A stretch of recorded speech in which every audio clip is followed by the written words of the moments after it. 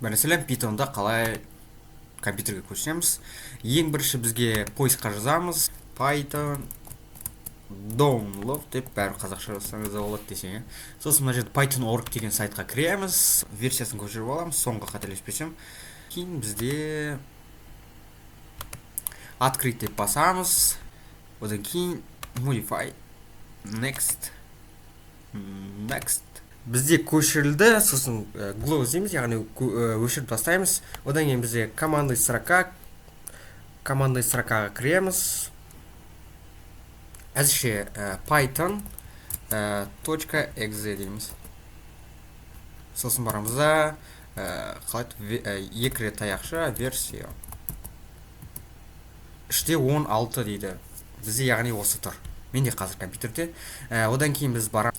Python дегенде тауып аламыз. Мысалға Python. Міне іште 11. Сосын Ctrl-S дейміз. Поискқа біз переменная среда дейді. Міне изменить системных переменных среда. Переменные среды. Сосын мына жерге бізге pass деген жерге, бұл емес, екіншісіндегі. Мұнда pass деген бар. Міне создать дейміз, сіз новыйдан келіп жатса. Сосын Ctrl-V дейміз. Іште 11. Сосын оны үстіге қарай көтеріп тастаймыз. Окей дейміз. Окей.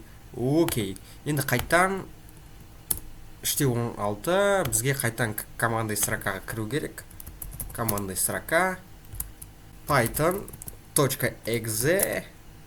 екі рет таяқша версия. Іште 11 тұр. Болды. Яғни сіз жаңасын установиттіңіз деген сөз. Егер сіз установление, яғни көшірмесеңіз, Python'да орналастырмасаңыз, бұндай версиясы шықпайды. Құттықтаймын, сіз Python'да көшірдіңіз.